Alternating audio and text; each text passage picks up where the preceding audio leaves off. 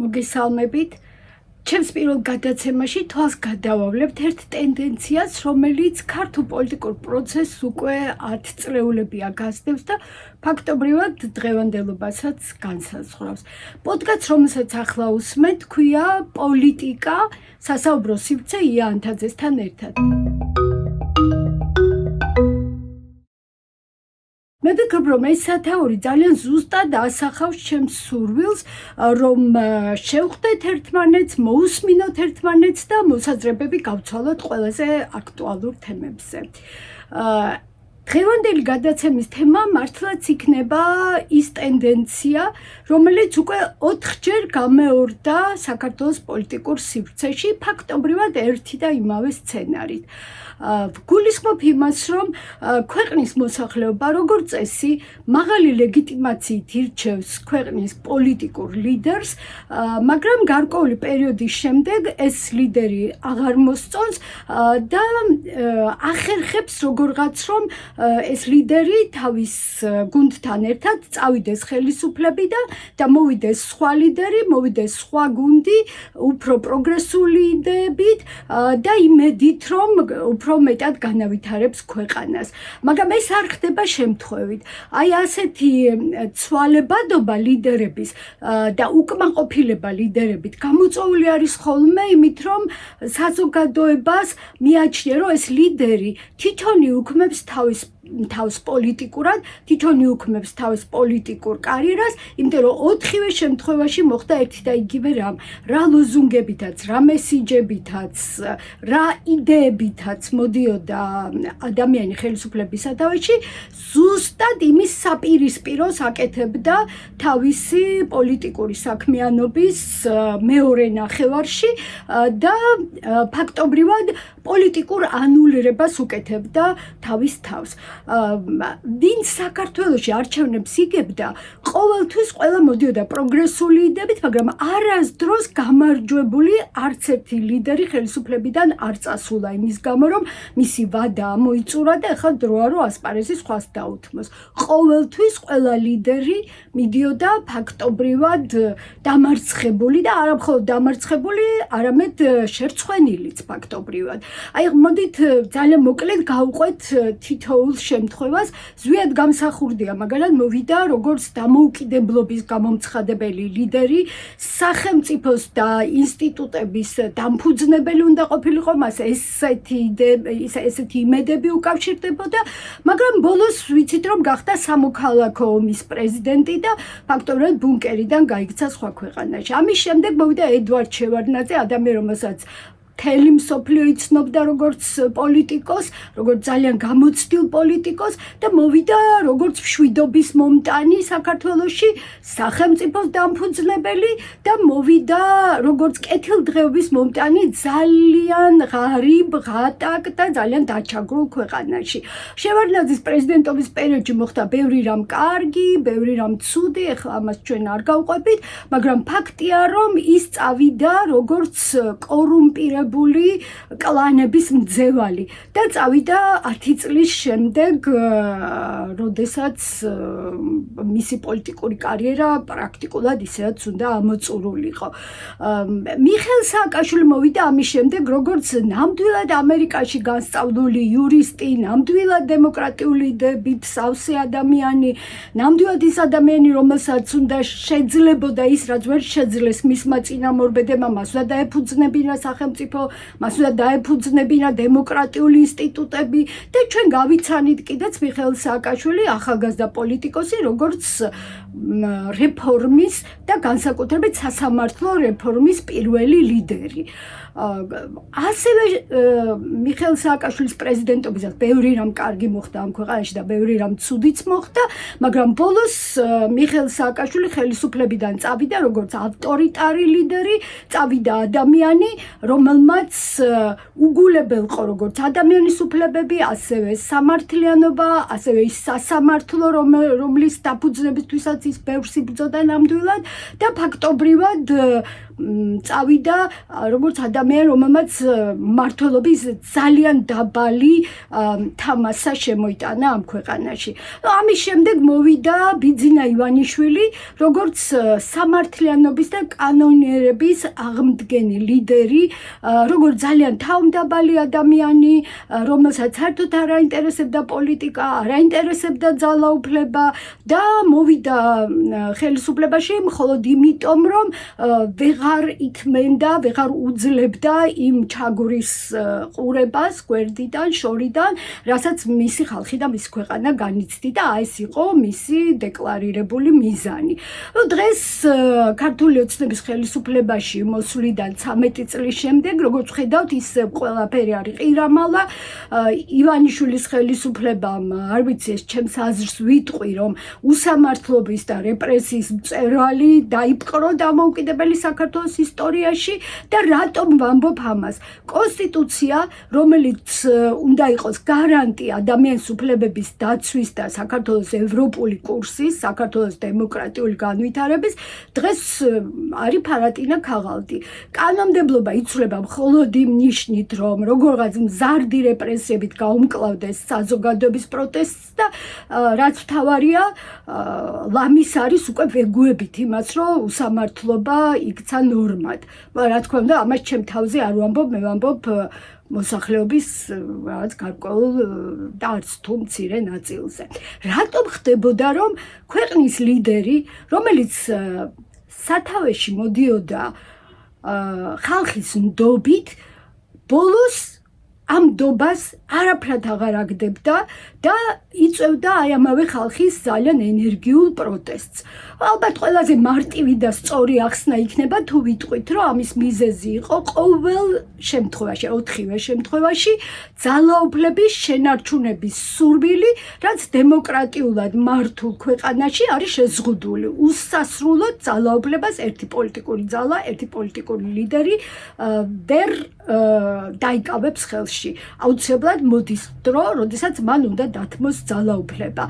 მაგრამ მიუხედავად იმისა, რომ ლიდერებს უნდოდა ძალაუფლების შენარჩუნება, ქართული საზოგადოება ყოველთვის ახერხებდა, რომ განიახლებინა ხელისუფლება. როგორ ახერხებდა ამას? ახერხებდა იმგვარად, რომ საზოგადოების საკმარისად დიდ ნაწილში ჩნდებოდა განცდა, რომ აი ახლა უკვე ხელისუფლება არის შესაძლებელი, რომ უნდა განახლდეს ქვეყანაში პოლიტიკური პროცესი და ეს განცდა აღწევდა სასურველ სიმწიფეს, საკმარის სიმწიფეს 10 წლის განმავლობაში, მაინც ესეთი არის ჩვენი გამოცდილება. და ამასობაში მთელ ამ პროცესში ჩნდებოდა პოლიტიკური ლიდერი, რომლის ირგვლივაც იკრიბებოდა მოსახლეობის ნაწილი, იმიტომ რომ ეს ლიდერი რაღაც ნიშნით ან რაღაც ნიშნებით იყო უმჯობესი მის წინამორბედზე. ის იძლეოდა განცდას, რომ მას შეუძლია წინამორბედის დამარცხება და რაც მთავარია, ის ნერგავდა იმედს, რომ მას შეუძლია უკეთესად ქვეყნის მართვა, ვიდრე ამას აკეთებდა მისი წინამორბედი. და აი ეს დაპირისპირება, რომელიც ჩნდებოდა ხალხსა და არსებულ ხელისუფლებას შორის, ყოველთვის მთავრდებოდა ხალხის გამარჯვებით, ასეთი არის ჩვენი გამოცდილება. ეხლა საქართველოს პოლიტიკურ და საზოგადოებრივ ცხოვრებაში არის 3 სიახლე და მინდა რომ მოკლედ შევეხოთ ამ სიახლეებს, რა თქმა უნდა, ამის შესახებ ყველა მიცის, არაფერს ახალს მე არ ვიტყვი.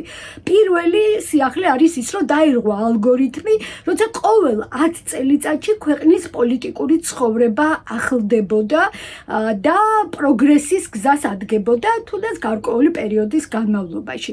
აი უკვე 13 წელია ჩვენთან ხელისუფლება არ შეცვლილა და დღეს ხელისუფლებას ხელთ აქვს ძალიან ბევრი ბერკეტი იმისთვის, რომ მომდევნო არჩევნები იქნება ეს საპრეზიდენტო, საპარლამენტო თუ ადგილობრივი არჩევნები აღარ წააგოს. მე მგონი აი ეს ბერკეტების თავმოყრა ისეთი თემა არის, რომ იმსახურებს ერთი გადაცემა მიუძღვნათ სპეციალურად და განვიხილოთ აი რა არის, რა ბერკეტებია, რაზე ვსაუბრობთ, რომლებიც აძნელებს დღეს არჩევნების გზით ხელისუფლების შეცვლას. აძნელებს კი არა, თითქმის შეუძლებელს ხდის. მე ასე ვფიქრობ ყოველ შემთხვევაში. მეორე სიახლე არის ის, რომ პირველად ჩვენს პოლიტიკურ ოპოზიციას არ ყავს გამოკვეთილი ლიდერი, ან არ ყავს ლიდერთა ჯგუფი, რომელიც თავის თავზე აიღებდა პოლიტიკური პროცესის გაგრძელებას. და არადა ყოველთვის ლიდერი იყო ის ადამიანი, რომელიც ასხივებდა იმედს და რომლის ირგვლივაც თავს იკრებდა პროტესტული საზოგადოება. მესამე სიახლე ის არის, რომ ქართული საზოგადოების პროტესტი არასდროს არ ყოფილა ისეთი მდგრადი, ისეთი ხანგრძლივი, როგორიც არის ახლა. მაგრამ ვხედავთ, რომ მიუხედავად იმისა, რომ პროტესტი უკვე უწყვეტად გრძელდება 1 წლის განმავლობაში, არ არის ისეთი ხალხმრავალი, რომ გნებავთ ვიფიქროთ არჩევნებით, ან არჩევნების გარეშე რაღაც მშვიდობიანი გზით, მან შეძლოს ხელისუფლების შეცვლა. როგორც მაგალითად ეს მოხდა სომხეთში 2018 წელს. მე მგონი ეს თემაც იმსახურებს, რომ შემდეგ სხვა გადაცემებში უფრო დაწვრილებით ვისაუბროთ იმის შესახებ, როგორ შეძლეს სომხეთში მშვიდობიანი გზით ხელისუფლების დამარცხება. ახლა შეგვიძლია ვთქვათ, რომ საქართველოში გვაქვს ორი გამოცდილება, თუ როგორ არის შესაძლებელი საპროტესტო მოძრაობის გაფართოება და ეს მოძრაობა რომ უნდა გაფართოვდეს, თუ ცვლილებები უნდა დადგეს ამ ქვეყანაში. მგონი ამაში ეჭვი არავის არ ეპარება. ერთი გზა ეს არის სპონტანური მომენტი, რომელსაც ვერავინ წინასწარ ვერ გათვლის და რომელიც დგება ხოლმე ხელისუფლების რომელიღაც შეცდომის შემდეგ, რომელიც ყველასთვის მოულოდნელად აღმოჩნდება გარდამტეხი და აღმოჩნდება, რომ ზუსტად ეს მომენტი ავსებს ხალხის მოთმინებას, ხალხის მოთმინების ფიალას. პროტესტის განვითარების მეორე შესაძლებლობა ეს არის უფრო მეტად რაციონალური, ეს არის ის, რომ აუცილებლად ინსტიტუციურად პროტესტი უნდა გაძლიერდეს, ორგანიზების ხარისხი მისი უნდა ამაღლდეს და ეს შეიძლება მოხდეს მხოლოდ მიზანმიმართული, ძალიან ბეჯითი შრომით, როდესაც პოლიტიკოსები იქნებიან თუ საზოგადოების აქტიური წევრები, რომლებიც ნდობას იწვევენ, ან ადამიანები, რომლებიც ძალიან ჩამოყალიბებულები არიან იმაში თუ რატომ უნდა შეიცვალოს ხელისუფლება, აი წავიდნენ ხალხთან, წავიდნენ თუნდაც თბილისის გარეუბნებში, სხვა ქალაქებში, სხვა სოფლებში და ადამიანებს აუხსნან თავიანთი мотиваცია და ადამიანებს თაუნერგონ იმედი, რომ ცვლილებები შესაძლებელია. მაგრამ პროტესტის განვითარების და გაფართოების ორივე შესაძლებლობა მოითხოვს აუცილებლად ჩემი აზრით ერთი ფაქტორის არსებობას, რომელიც ჩვენ სამწუხაროდ ახლა არ გვაქვს. საქართველოში ეს ფაქტორი არ არსებობს. ეს არის პოლიტიკური ალტერნატივა. იმისთვის, რომ ხალხის მოთმინების ფიალა აივსოს, არის აუცილებელი, რომ საზოგადოების დიდი ნაწილი, მოსახლეობის დიდი ნაწილი ხედავდეს პოლიტიკურ ძალას ან პოლიტიკურ ძალებს, რომლებიც ასხივებენ იმ ენერგიას, რომ მათ შეუძლიათ არსებული ხელისუფლების შეცვლა. ვთქვათ ის მიდგომა, რომ ამათ ჯოხიც აჯობებს, ამ შემთხვევაში ნამდვილად არ გამოდგება გამარჯვების ლოზუნგად, იმიტომ რომ ადამიანებს მოწონთ ხშირად ის სტატუს-კვო, რომელშიც არიან, თუნდაც მათი მდგომარეობა იყოს ცუდი ან ძალიან ცუდი, მაინც ხშირად არიდებენ თავს რაღაც გაუგებარ პროცესებში მონაწილეობას, იმ პროცესში, რომელიც მათთვის არ ნიშნავს იმას, რომ გამარჯვება შესაძლებელია. და აგრეთვე აუცილებელი არის, რომ ქვეყნის განვითარებაზე იყოს ორიენტირებული ეს ახალი ძალა. ანუ ერთი მხრივ უნდა ასხივებდეს იმედს გამარჯვების და მეორე მხრივ უნდა ასხივებდეს იმედს, რომ მას ნამდვილად აინტერესებს ქვეყნის წინსვლა და არ აინტერესებს თავისი პირადი ამბიციების დამკვიდრება პოლიტიკურ ასპარეზზე. სხვათა შორის ეს მეორე მომენტიც არანაკლებ რთულია ჩვენი გამოცდილების გათვალისწინებით, ვიდრე პირველი, იმიტომ რომ ჩვენ უკვე ბევრჯერ ვენდეთ პოლიტიკოსებს და ბევრჯერ მივიღეთ იმის საპირისპირო, რასაც გვპირდებოდა. ბევრჯერ კი არა, მხოლოდ ეს გამოცდილება გვაქვს. ამიტომ ეხლა პოლიტიკურმა ძალამ რომ დაარწმუნოს ან პოლიტიკური ძალების გაერთიანებამ ან საზოგადოებრივმა ჯგუფებმა, რომ დაარწმუნონ ადამიანები, რომ ნამდვილად ალტერნატივა არსებობს ამ ქვეყანაში, აი ამას ჭირდება რაღაც ისეთი სიახლე, რომელსაც ეხლა ჩვენ ნამდვილად ვერ ხედავთ. აი სწორედ ეს მიმაჩნია დღევანდელი პოლიტიკური მომენტის მთავარ მომენტად, მთავარ სირთულედ, რომ ჩვენთან ასეთი ალტერნატივა არც ჩანს და მგონი ობიექტურადაც არ არსებობს. თუ რატომ არ შეიქმნა ასეთი ალტერნატივა, ან რატომ არ იქმნება? გულისხმობ ძლიერ რეალურ ალტერნატივას, ხო? ამის შესახებ ვისაუბრებთ შემდეგ სამშაბათს, შემდეგ გადაცემაში და 2 კვირის შემდეგ კი სამშაბათს ვეცდები ავხსნა ჩემი აზრით მაინც როგორ არის შესაძლებელი ამ ჩიხიდან გამოსვლა.